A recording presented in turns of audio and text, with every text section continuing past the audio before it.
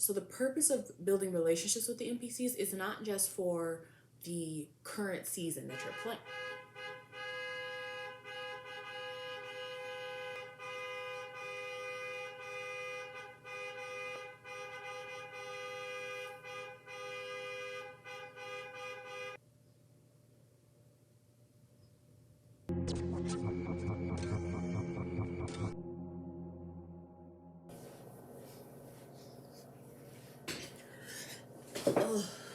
Good morning, everyone. It is stream day, and I am 4 minutes late. I don't know yet if I'm a fan of streaming. This is an absolute nightmare. Never mind, my stream broke. So, it's funny how I was literally talking about how I'm kind of on the fence about continuing the stream, and then this is the same setup I had last Saturday, and for some reason that's not working. So, okay. We're kind of in a new space today because I reworked my living room. Yeah, I like it. Let me focus. I need to open up my Preptober list and see what I want to work on.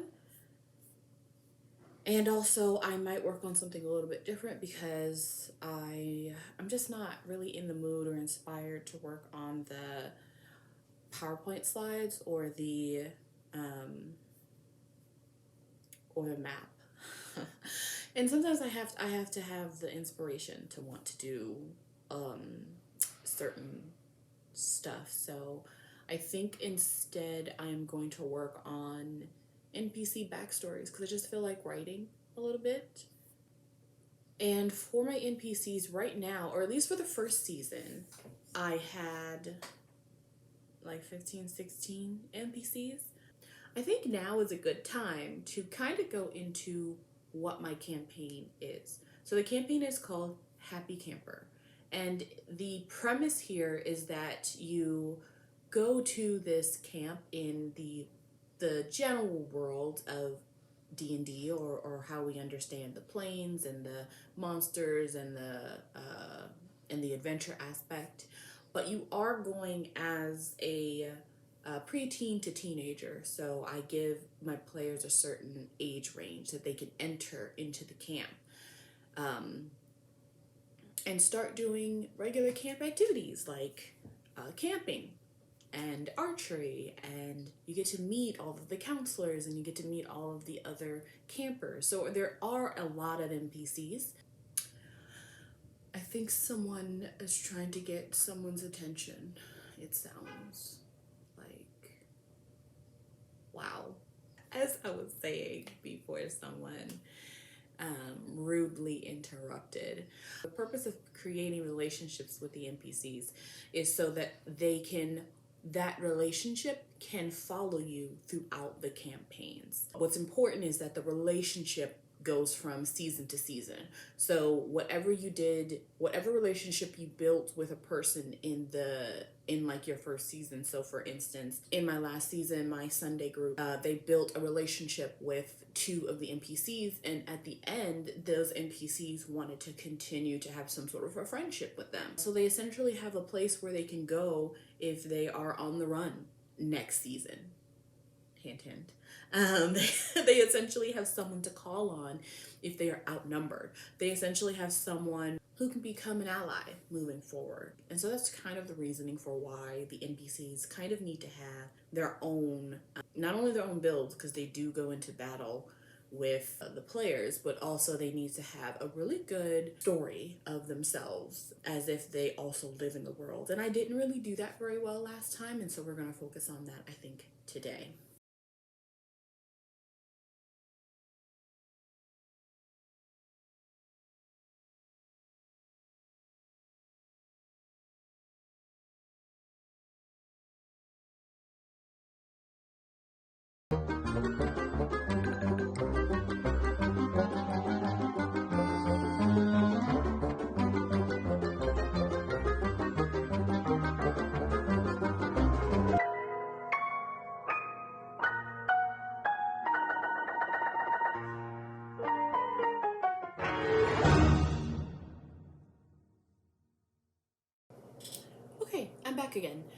I have been working a little bit. It's been like 30 minutes. I've just been writing up um, some little descriptions of just the random NPCs I clicked on and I looked up their builds. So this is what I have so far. I have about, I think, 15 NPCs that I currently am already working with. So I'm going to do this for all of them. But I'm essentially putting their name, if they need a last name, or if I already have a last name for them, or if they have a first name, because I do have some NPCs that only have last names, and they only have last names because they are, adults in this world, and so you would call them, Mr. or Mrs. And so you might not know their first name unless they introduce themselves with their first name. So right now, I just opened up each build randomly, and I did 4 of my characters. I'm not going to say their names, but I will say what I wrote about them essentially. So I put their pronouns, so pronouns he, him. And then I also kind of put the first thought that came to mind about the type of person this NPC is. So this first NPC is quoted, ultimate sweet boy. Doesn't that just give you kind of like a, oh, okay, he's adorable. And that's kind of the vibe this character gives. Pronouns he, him is a small light blue cobalt with scales so sleek and pristine they almost look fluffy. He wears an olive green robe lined with antique gold silk and is rarely seen without holding a weathered book in his hands. Though he is only 14, he wears a gold emblem necklace around his neck, marking him as a member of the High Order, a prestigious yet isolated order of archivists and librarians from Ithril, the city of gold. He wears humble brown sandals, and sitting low on his nose is a pair of large round glasses, which do nothing to hide wide, glassy, innocent eyes behind them. So just with that one little paragraph, you get a lot of information, but mostly you get, hopefully, a smile across your face and also a little bit of intrigue. You hear he's wearing a little bit of gold, some gold silk. Like, first of all, in any world, that sounds expensive. So, wow. So clearly, somebody has some money. Either he has some money, his family has some money, the order has some money. And then you see that he's 14. Okay, yeah, that makes sense. Summer camp age, being a preteen, teenager. Yet he is already some sort of member of something that seems prestigious that everyone would know about, and it would be uncommon for him to be a member at such a young age. It's very interesting. And then, of course, you hear that either he is from, or the specific place, or the specific order that he's a member of is from a very interesting city. It's called the City of Gold. Now that's cool. Okay, that makes sense. He has gold on him. He has a gold emblem. City of Gold. I wonder what that's about. So just from this one paragraph, hopefully players really will be automatically interest, and want to either get to know him, want to figure out how they can get to Israel, want to learn how to get and so this is what I'm trying to create when I'm writing this very short, really just thing this out rather than any kind of plot in the book in front of me to help me put a place to them. And these are not real places in really, these are places I just really came up with. And because of my pantser, I'm gonna have to go back and actually make sure that I put them in my world map. So this is what I've been doing for the last hour, and this is what I'm going to continue to do. And then once I think I have a good running list, I am probably going to switch tasks, or maybe I'll be done for the day. I don't know. So I'm going to continue to look at my handbook and see if there's anything of interest in there as I finish writing these up. And then maybe I will work on a little bit of archetype work today as well.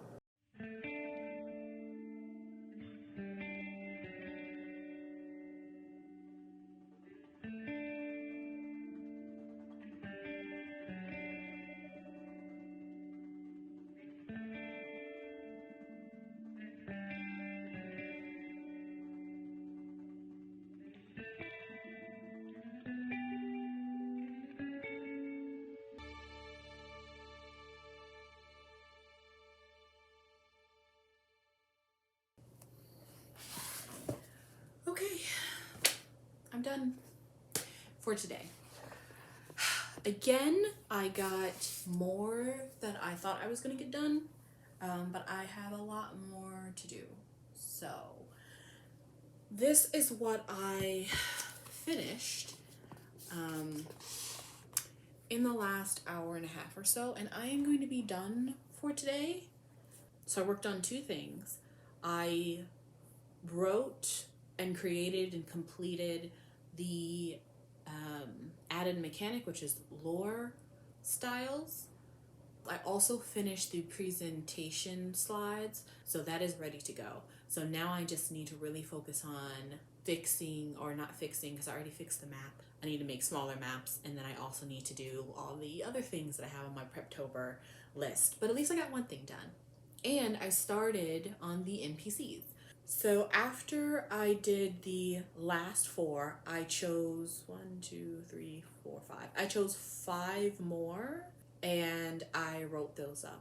Just like the last 4 that I kind of talked about, I am giving some level of interest. I'm giving usually their age. I will read one where I don't give an age, but that's because of the type of creature he is. So there are some things I want to give the players, and then some things I don't want to give the players in terms of what they're going to learn about these NPCs. And one of those things could be age. So I have a character who I have in quotations that is the con artist. I have a character that is the fake librarian. And then we have a character that is little brains, lots of heart.